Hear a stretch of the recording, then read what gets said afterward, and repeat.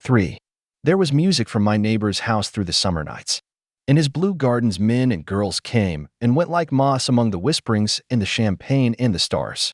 At high tide in the afternoon, I watched his guests diving from the tower of his raft or taking the sun on the hot sand of his beach while his two motorboats slit the waters of the Sound, drawing aquaplanes over cataracts of foam. On weekends, his Rolls-Royce became an omnibus, bearing parties to and from the city between 9 in the morning and long past midnight, while his station wagon scampered like a brisk yellow bug to meet all trains. And on Mondays, 8 servants, including an extra gardener, toiled all day with mops and scrubbing brushes and hammers and garden shears, repairing the ravages of the night before. Every Friday, 5 crates of oranges and lemons arrived from a fruiterer in New York. Every Monday, these same oranges and lemons left his back door in a pyramid of pulpless halves. There was a machine in the kitchen which could extract the juice of 200 oranges in half an hour if a little button was pressed 200 times by a butler's thumb. At least once a fortnight, a corps of caterers came down with several hundred feet of canvas and enough colored lights to make a Christmas tree of Gatsby's enormous garden. On buffet tables, garnished with glistening hors d'oeuvre, spiced baked hams crowded against salads of harlequin designs and pastry pigs and turkeys bewitched to a dark gold. In the main hall, a bar with a real brass rail was set up, and stocked with gins and liquors and with cordials so long forgotten that most of his female guests were too young to know one from another. By 7 o'clock the orchestra has arrived. No thin 5-piece affair, but a whole pitful of oboes and trombones and saxophones and viols and cornets and piccolos and low and high drums. The last swimmers have come in from the beach now and are dressing upstairs. The cars from New York are parked 5 deep in the drive. And already the halls and salons and verandas are gaudy with primary colors and hair bobbed in strange new ways, and shawls beyond the dreams of Castile. The bar is in full swing, and floating rounds of cocktails permeate the garden outside until the air is alive with chatter and laughter and casual innuendo and introductions forgotten on the spot. And enthusiastic meetings between women who never knew each other's names. The lights grow brighter as the earth lurches away from the sun. And now the orchestra is playing yellow cocktail music, and the opera of voices pitches a key higher. Laughter is easier minute by minute, spilled with prodigality, tipped out at a cheerful word. The groups change more swiftly, swell with new arrivals, dissolve and form in the same breath. Already there are wanderers, confident girls who weave here and there among the stouter and more stable, become for a sharp, joyous moment the center of a group, and then, excited with triumph, glide on through the sea change of faces and voices and color under the constantly changing light. Suddenly one of these gypsies, in trembling opal, seizes a cocktail out of the air, dumps it down for courage, and, moving her hands like Frisco, dances out alone on the canvas platform. A momentary hush, the orchestra leader varies his rhythm obligingly for her, and there is a burst of chatter as the erroneous news goes around that she is Gilda Gray's understudy from the Follies. The party has begun. I believe that on the first night I went to Gatsby's house, I was one of the few guests who had actually been invited. People were not invited, they went there. They got into automobiles which bore them out to Long Island, and somehow they ended up at Gatsby's door. Once there they were introduced by somebody who knew Gatsby, and after that they conducted themselves according to the rules of behavior associated with an amusement park. Sometimes they came and went without having met Gatsby at all. Came for the party with a simplicity of heart that was its own ticket of admission. I had been actually invited. A chauffeur in a uniform of robin's egg blue crossed my lawn early that Saturday morning with a surprisingly formal note from his employer. The honor would be entirely Gatsby's, it said, if I would attend his little party that night. He had seen me several times and had intended to call on me long before, but a peculiar combination of circumstances had prevented it. Signed J. Gatsby, in a majestic hand. Dressed up in white flannels, I went over to his lawn a little after 7 and wandered around rather ill at ease among swirls and eddies of people I didn't know. And there was a face I had noticed on the commuting train. I was immediately struck by the number of young Englishmen dotted about, all well dressed, all looking a little hungry, and all talking in low, earnest voices to solid and prosperous Americans. I was sure that they were selling something, bonds or insurance or automobiles. They were at least agonizingly aware of the easy money in the vicinity and convinced that it was theirs for a few words in the right key. As soon as I arrived, I made an attempt to find my host. But the 2 or 3 people of whom I asked his whereabouts stared at me in such an amazed way and denied so vehemently any knowledge of his movements that I slunk off in the direction of the cocktail table. The only place in the garden where a single man could linger without looking purposeless and alone. I was on my way to get roaring drunk from sheer embarrassment when Jordan Baker came out of the house and stood at the head of the marble steps, leaning a little backward and looking with contemptuous interest down into the garden, welcome or not. I found it necessary to attach myself to someone before I should begin to address cordial remarks to the passers-by. "Hello," I roared, advancing toward her. My voice seemed unnaturally loud across the garden. "I thought you might be here," she responded absently as I came up. "I remembered you lived next door to." She held my hand impersonally, as a promise that she'd take care of me in a minute, and gave ear to two girls in twin yellow dresses, who stopped at the foot of the steps. "Hello," they cried together. "Sorry you didn't win. That was for the golf tournament." She had lost in the finals the week before. "You don't know who we are," said one of the girls in yellow, "but we met you here about a month ago." "You've dyed your hair since then," remarked Jordan, and I started. But the girls had moved casually on, and her remark was addressed to the premature moon, produced like the supper, no doubt, out of a caterer's basket. With Jordan's slender golden arm resting in mine, we descended the steps and sauntered about the garden. A tray of cocktails floated at us through the twilight, and we sat down at a table with the two girls in yellow and three men, each one introduced to us as Mr. Mumble. "Do you come to these parties often?" inquired Jordan of the girl beside her. "The last one was the one I met you at," answered the girl, in an alert, confident voice. She turned to her companion. "Wasn't it for you, Lucille?" "It was for Lucille, too. I like to come," Lucille said. "I never care what I do, so I always have a good time. When I was here last, I tore my gown on a chair, and he asked me my name and address. Inside of a week, I got a package from Courier's with a new evening gown in it." "Did you keep it?" asked Jordan. "Sure I did. I was going to wear it tonight, but it was too big in the bust and had to be altered. It was gas blue with lavender beads. $265. "There's something funny about a fellow that'll do a thing like that," said the other girl eagerly. "He doesn't want any trouble with anybody." "Who doesn't?" I inquired. "Gatsby." "Somebody told me." The two girls and Jordan leaned together confidentially. "Somebody told me they thought he killed a man once."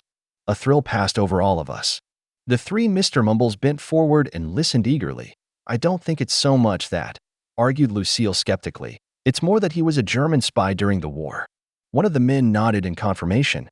"I heard that from a man who knew all about him, grew up with him in Germany," he assured us positively. "Oh, no," said the first girl, "it couldn't be that, because he was in the American Army during the war." As our credulity switched back to her, she leaned forward with enthusiasm. "You look at him sometimes when he thinks nobody's looking at him. I'll bet he killed a man." She narrowed her eyes and shivered. Lucille shivered. We all turned and looked around for Gatsby. It was testimony to the romantic speculation he inspired that there were whispers about him from those who had found little that it was necessary to whisper about in this world. The first supper, there would be another one after midnight, was now being served, and Jordan invited me to join her own party, who were spread around a table on the other side of the garden.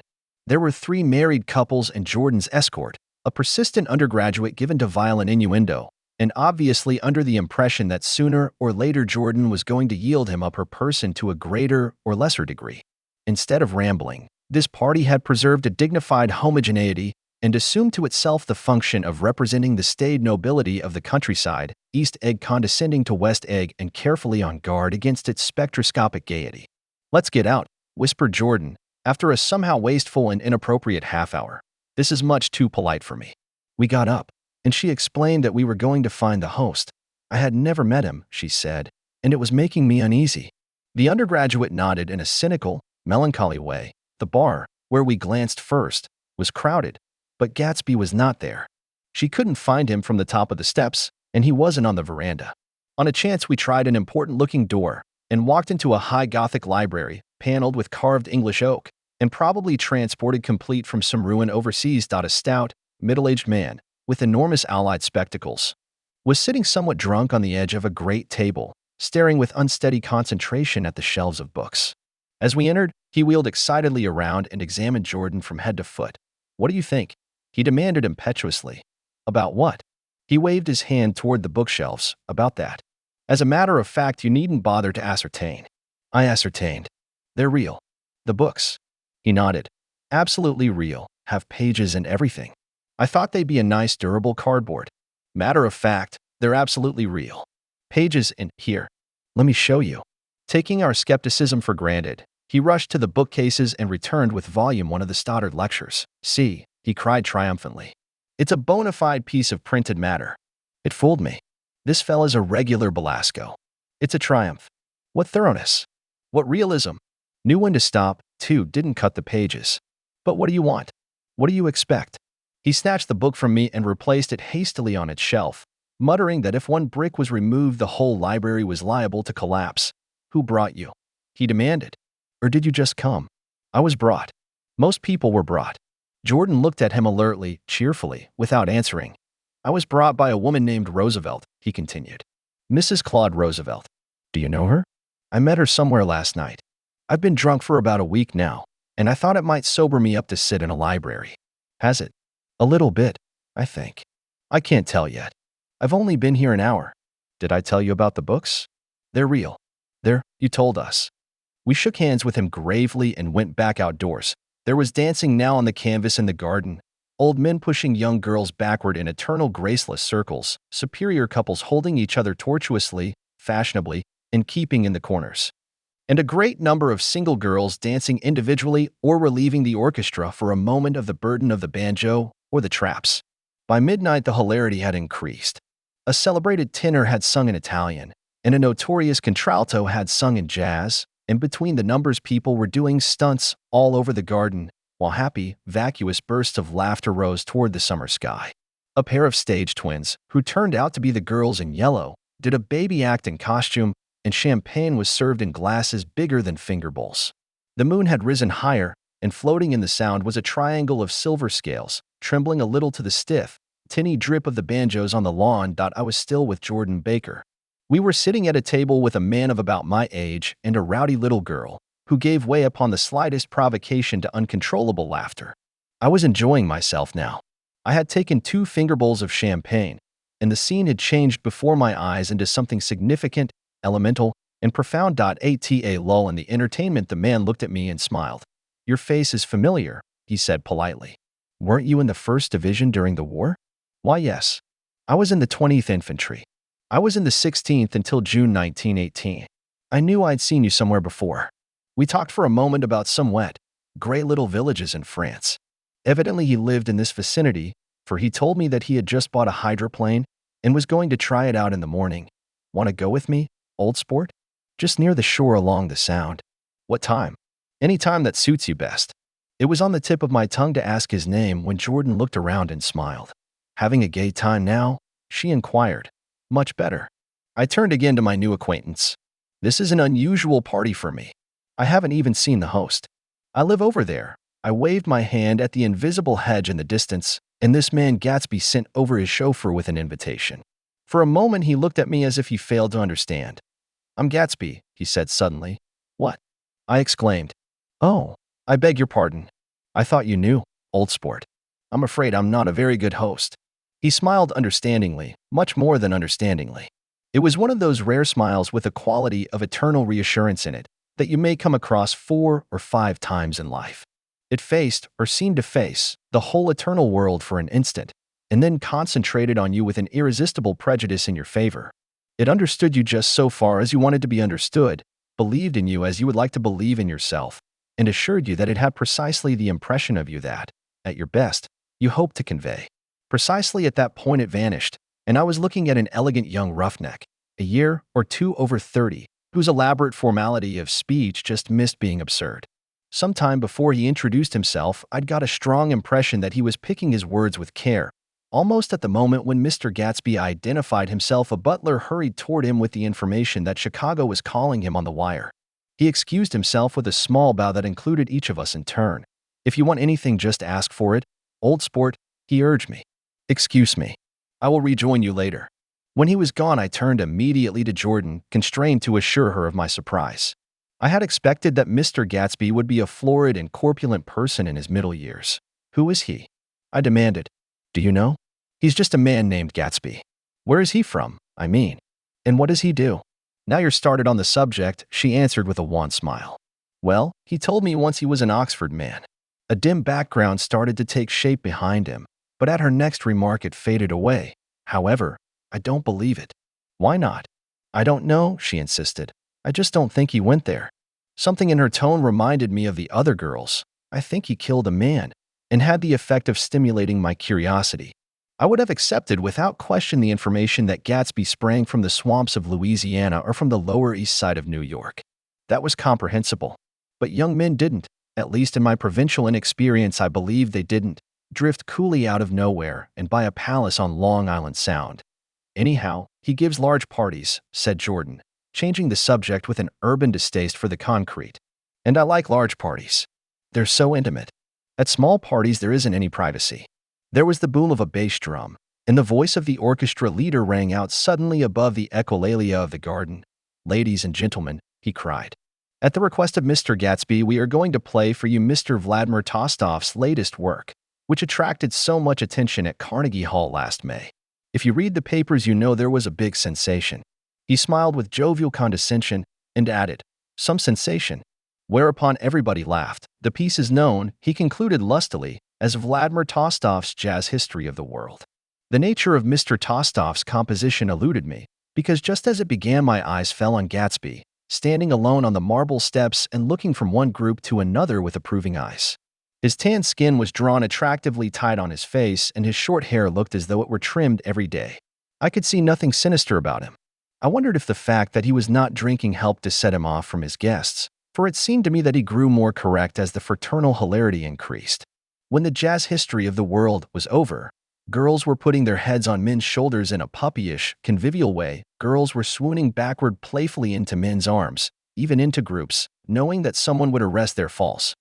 But no one swooned backward on Gatsby, and no French bob touched Gatsby's shoulder, and no singing quartets were formed with Gatsby's head for one link. "I beg your pardon." Gatsby's butler was suddenly standing beside us. "Miss Baker?" he inquired. "I beg your pardon, but Mr. Gatsby would like to speak to you alone." "With me?" she exclaimed in surprise. "Yes, madam." She got up slowly, raising her eyebrows at me in astonishment, and followed the butler toward the house.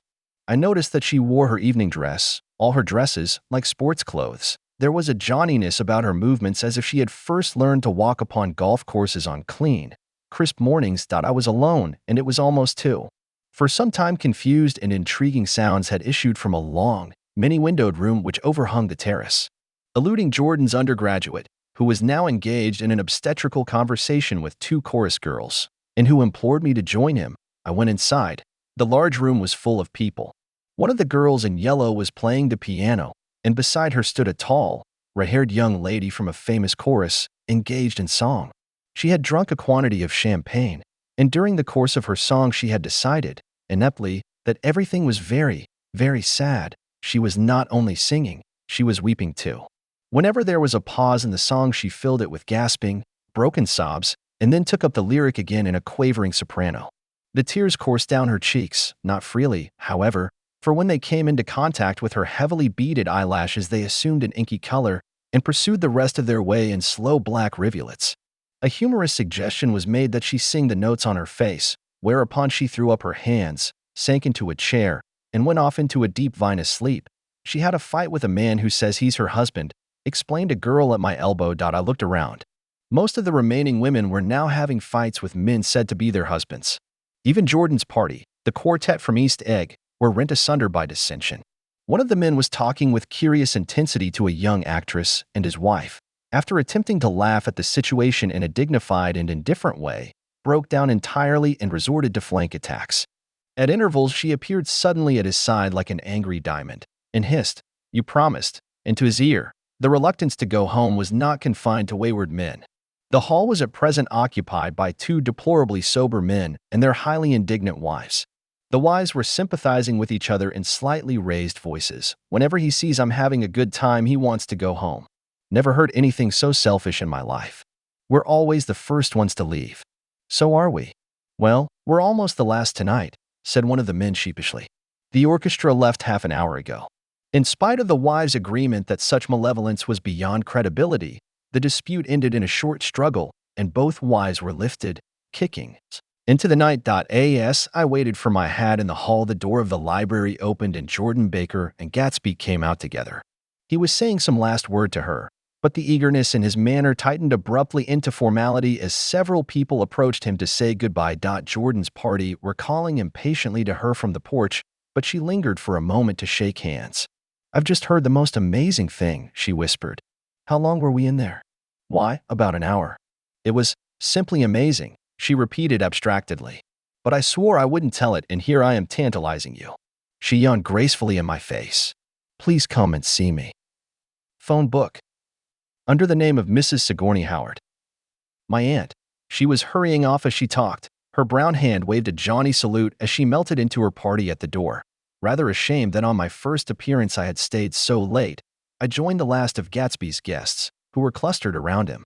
I wanted to explain that I'd hunted for him early in the evening and to apologize for not having known him in the garden.